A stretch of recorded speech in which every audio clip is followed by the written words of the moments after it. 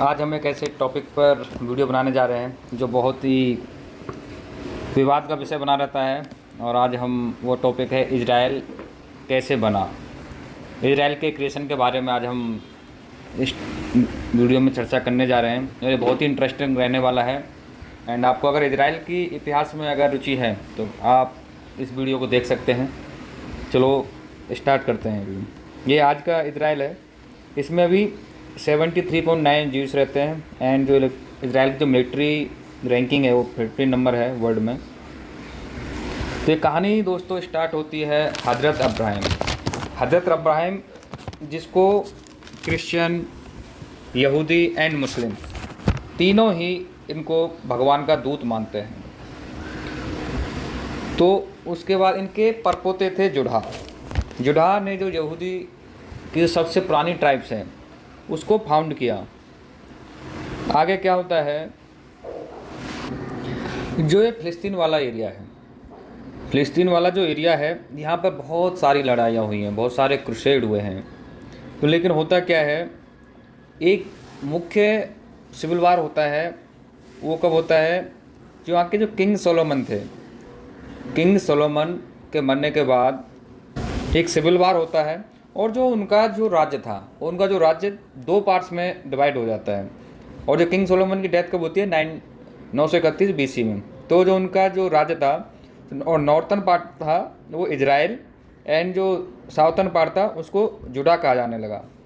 और कंटिन्यू वार होने के बाद यहाँ पे ये जो इजराइल है, इजराइल को डिस्ट्रॉय कर दिया जाता है और ये जुड़ा बचता है। लेकिन आगे चल के यहाँ जुड़ा भी नहीं बच पाता, क्योंकि यहाँ पे जो बेबीलोन एम्पायर का 587 BC में बेबीलोन एम्पायर यहाँ पे इस एरिया को अपने कब्जे में ले लेता है।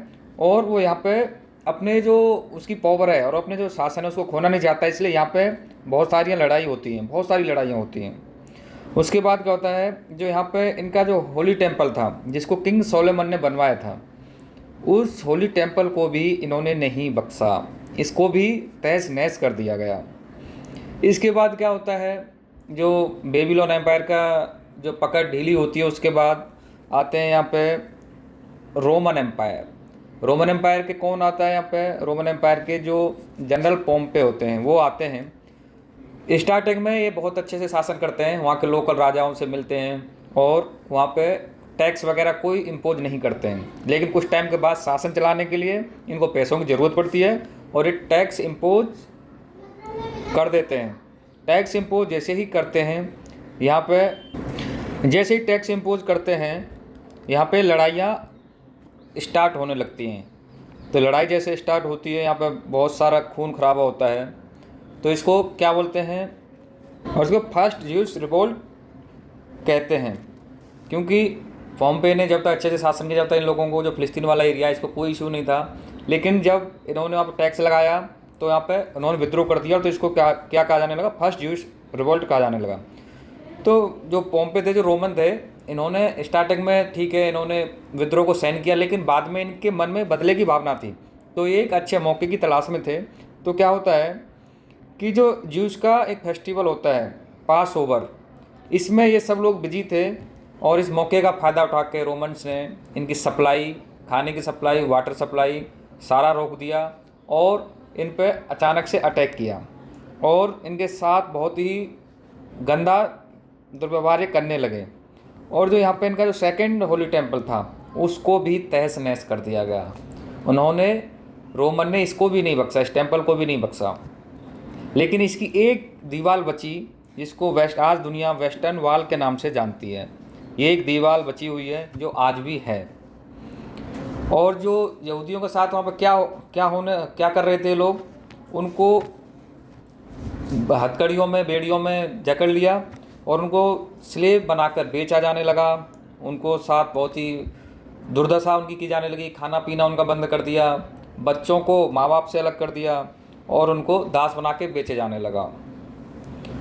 और इसको जो रोमन एम्पायर है उसने बहुत ही अपना खुशी का जश्न मनाने लगे, बहुत ही वो खुश होने लगे कि हमारी विजय हुई है। इसको ट्रम्पियल आर्क भी बोला उन्होंने, ट्रम्पियल आर्क मतलब कि बहुत अपना विजय का वो विजय की घोषणा की और बहुत ही ज़्यादा खुश होने लगे।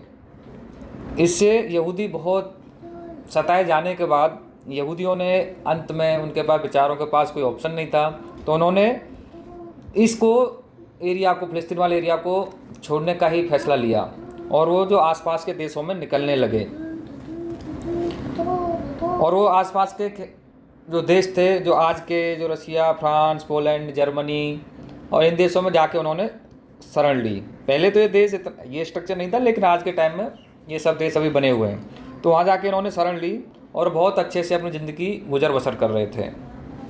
लेकिन अभी क्या होता है, फर्स्ट वर्ल्ड वार वाली सिचुएशन आ जाती है और जो अंग्रेज़ हैं वो जो फ़िलिस्तीन वाला एरिया है यहाँ पे पहुँच जाते हैं और क्या वायदा करते हैं कि अगर हम इस वार को जीतते हैं, किससे वार जीतना था, तो इस एरिया पर ऑटोमन साम्राज्य का शासन था। जैसे अंग्रेज़ पहुँचे जो फ़िलिस्तीन वाले एरिया पर, ऑटोमन साम्राज्य का शासन था, जो ऑटोमन एम्पर का शासन था। इन्होंने 1516 से 1917 तक यहाँ पर शासन किया और अंग्रेज़ों ने क्या बोला कि अगर हम जीत जाते हैं, अगर ऑटोमन साम्राज्य को हम हरा देते हैं, तो हम एक इजराइल स्वतंत्र देश बनाएंगे। लेकिन खुदा को कुछ और ही मंजूर था। अंग्रेज़ जैसे इंडिया में किया, ऐसे उन्होंने वहाँ पे भी किया। कोई भी उन्होंने देश नहीं बनाया यहूदियों के लिए। फर्स्ट वर्ल्ड वार स्टार्ट हो गया। फर्स्ट वर्ल्ड वार में बहुत, हम सब लोग सभी जानते हैं, उसमें बहुत ज़्यादा हानि हुई, बहुत सारे लोग मारे गए, जीनोसाइड हुए। और एक बड़ा इसका निष्कर्ष क्या आता है, इसमें फर्स्ट वर्ल्ड वार में जर्मनी की हार होती है।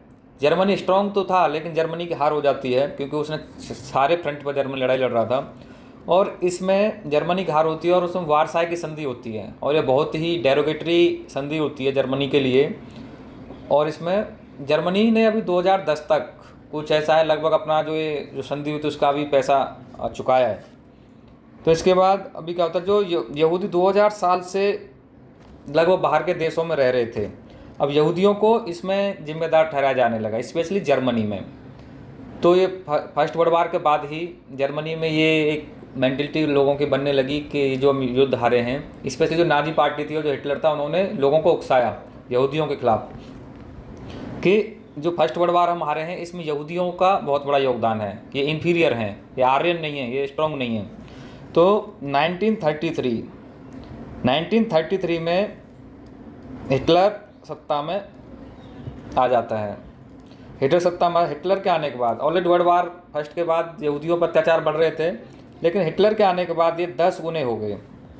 तो हिटलर ने क्या किया, वहाँ पर गैस चैम्बर बनवाए, लोगों को मरवाया, जो लेडीज़ों को मरवाया, प्रेग्नेंट लेडीज़ों को भी नहीं छोड़ा, बच्चों को भी इवन इसने स्पेयर नहीं किया। 1933 में हिटलर आते हैं, सीधा ऑर्डर देते हैं पुलिस को, जहाँ पे भी यहूदी मिले थोड़ा सा आरोप प्रत्यारोप लगा के आप मार सकते हैं, कोई भी आपके खिलाफ केस दाखिल नहीं होगा। चैम्बर्स बनवाए गए, सीधा लोगों को एक लाइन में खड़ा करके यहूदियों का जीनोसाइड किया गया। और ये चैम्बर्स, ये स्पेशल चैम्बर्स हैं, हिटलर्स चैम्बर्स। इसमें क्या करते थे, इसमें लोगों को बंद कर देते थे और जहरीली गैस खोल देते थे और इसमें लोग मर जाते थे। इतनी बुरी दुर्दशा हिटलर ने की।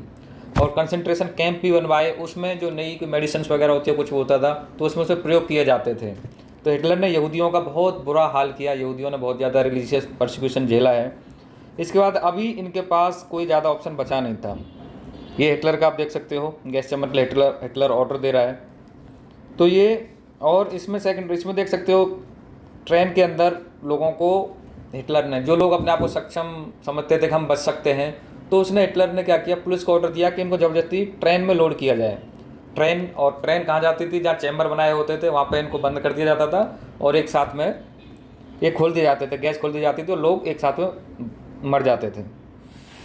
इवन इन्होंने बच्चों को भी नहीं बख्शा, बच्चों को माँ बाप से अलग कर दिया, बच्चों को वायर की फेंसिंग डाल के बच्चों को भी उनके माँ बाप से अलग कर दिया, बच्चों को भी नहीं बख्शा, प्रेग्नेंट लेडीज़ को भी नहीं बख्शा, सबको हिटलर ने मरवा दिया। इसके बाद अभी यहूदी जो 2000 साल से बाहर रह रहे थे, अपनी आराम से ज़िंदगी गुजर कर रहे थे, अब उनके पास कोई ऑप्शन नहीं था सिवाय अपने देश के। और वो अपना देश कहाँ, जो फिलिस्तीन था। तो ये सब लोग वापस ये जो फ़िलिस्तीन है, ये जो वाला एरिया है इजराइल वाला, यहाँ की तरफ आने लगे सभी लोग। तो ये जो यहूदी हैं ये अपने देश बनाने के लिए वापस आने लगते हैं फ़िलिस्तीन की तरफ, क्योंकि इन पर अत्याचार बहुत ज़्यादा बढ़ गए थे। इवन ऑटोमन साम्राज्य ने भी अपने वर्चस्व को बनाने के लिए जो यहूदी बाकी देशों में रहे तो वहाँ पे भी चुन चुन के मारा। दूसरा, हिटलर ने तो बहुत ही ज़्यादा अति कर दी थी और 10 गुने, लगभग 10 गुना अत्याचार बढ़ा दिया जर्मनी में। तो अब इनके पास कोई ऑप्शन नहीं था। जो उन्होंने 2000 साल पहले अपना देश छोड़ा था, अभी वापस अपने देश की तरफ आने लगे। लेकिन राह इतनी आसान तो थी नहीं। लगभग 60 लाख ज्यूस को हिटलर ने मरवा दिया। 60 लाख ज्यूस को हिटलर ने मरवा दिया। तो अभी यहूदियों के लिए जो यूएन था उसकी भी यहूदियों के लिए सहानुभूति थी, बाकी देशों की भी सहानुभूति रही। तो यूएन का एक प्लान ऑफ पार्टीशन आया। इसमें यूएन के मुताबिक जो 56% एरिया इजराइल को, लगभग 44 फ़िलिस्तीन को, ये हिसाब से पार्टीशन कर दिया। लेकिन फ़िलिस्तीन के जो लोग वहाँ पर पहले से रह रहे थे उनको ये मंजूर नहीं था। जो 25 नवंबर 1947 को, मतलब जो प्लान ऑफ पार्टीशन लाया गया और 29 नवंबर 1947 को इसको यूएन द्वारा पास कर दिया गया। लेकिन ये फ़िलिस्तीन को ये नामंजूर था। अभी आगे क्या होता है, और इनका जो कॉन्फ्लिक्ट यहीं से प्रारंभ होता है।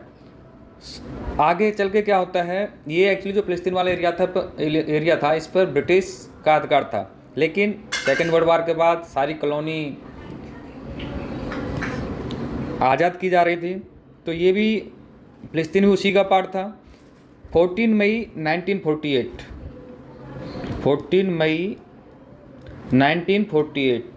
जो ब्रिटिश थे वहाँ से जाने लगे। उन्होंने अपने जो फ़िलिस्तीन वाला एरिया उसकी आज़ादी की घोषणा कर दी। और उसी समय जो इजराइल ने भी अपने को एक स्वतंत्र राष्ट्र घोषित कर लिया 14 मई 1948 को। जैसे ब्रिटिश ने इस एरिया को आज़ाद किया, इजराइल ने भी अपने आप को स्वतंत्र देश घोषित कर लिया। लेकिन अब ये इसको नाम पहले भी आपको पता है, जो किंग सोलोमन के टाइम में, जो किंग सोलोमन का सम्राट था, जो डिवाइड हो गया था 2 पार्ट में, नॉर्थन और साउथन। तो नॉर्थन वाला पार्ट जो आपको दिखाता हूँ मैं,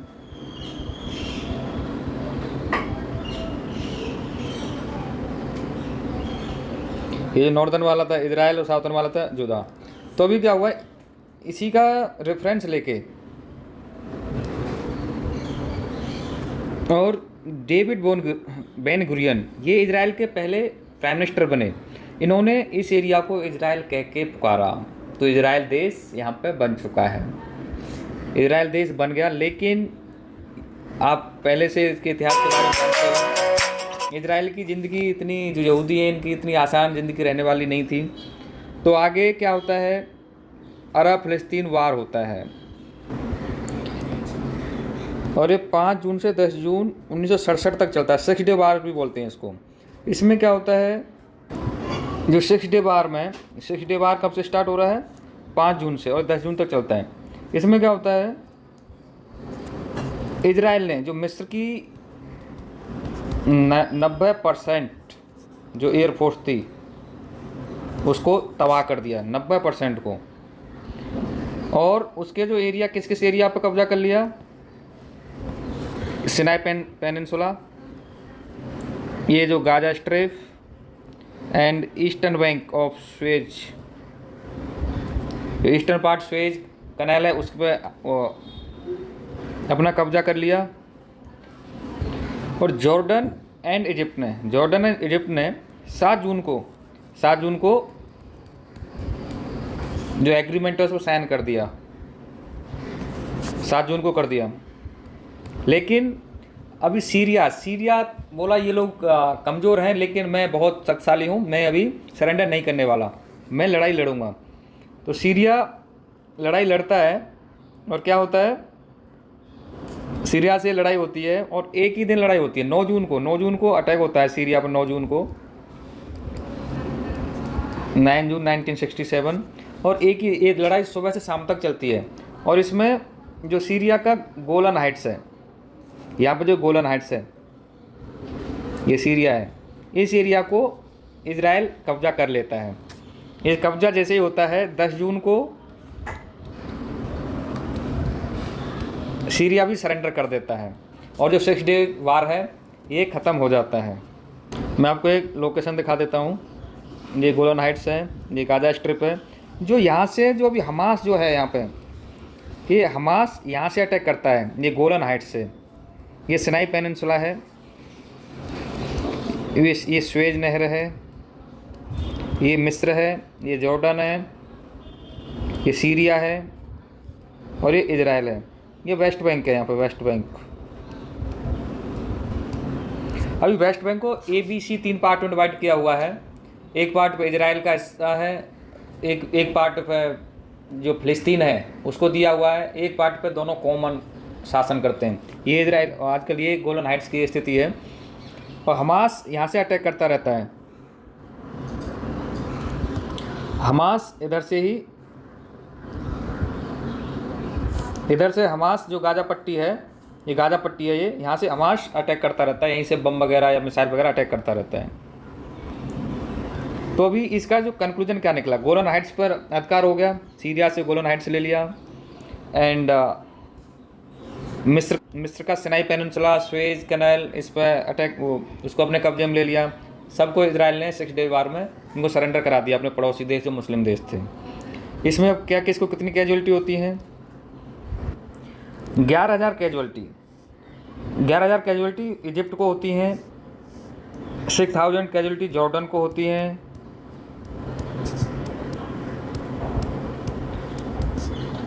एंड 1,000 कैजुअलिटी आपकी सीरिया को होती हैं। और आपको पता लगेगा तीनों देश को हराने के बाद जो इजराइल है उसकी कैजुअलिटी कितनी होती हैं। लाइक ऊँट के मुंह में जीरा, कितनी? 700। इजराइल कैजुअलिटी 700 होती हैं। तो ऐसे ये इजराइल का फॉर्मेशन होता है और 1949 में इजराइल यूनाइटेड नेशन का सदस्य बन जाता है। इजराइल बन तो गया है देश, लेकिन आज भी यहाँ पर हमेशा कन्फ्लिक्ट चली रहती है, क्योंकि न्यूज़पेपर के द्वारा बहुत ज़्यादा कवर किया जाता है ये टॉपिक। तो मैंने सोचा आज इस पर वीडियो बनाई जाए। लेकिन अभी हमास और इसका क्या झगड़े का कारण है, हमास क्या है, फिलिस्तीन की मेन गवर्नमेंट क्या है, अगर ये वीडियो अच्छी लगेगी लोगों को तो उसके बारे में बताऊँगा। ऐसे इजराइल का फॉर्मेशन हुआ है। अगर आपको वीडियो अच्छी लगी, चैनल को लाइक, शेयर एंड सब्सक्राइब करना, एंड बेल आइकन को दबाना ना भूलें। Thank you very much. अभी जो हमास का और इसका इजराइल का ये कन्फ्लिक्ट दूसरा है, तो उसके लिए अलग से वीडियो की ज़रूरत पड़ेगी, वीडियो ज़्यादा लंबी हो जाएगी, इसलिए मैं यहाँ पे इसी वीडियो को यहीं पे वाइंड अप कर रहा हूँ।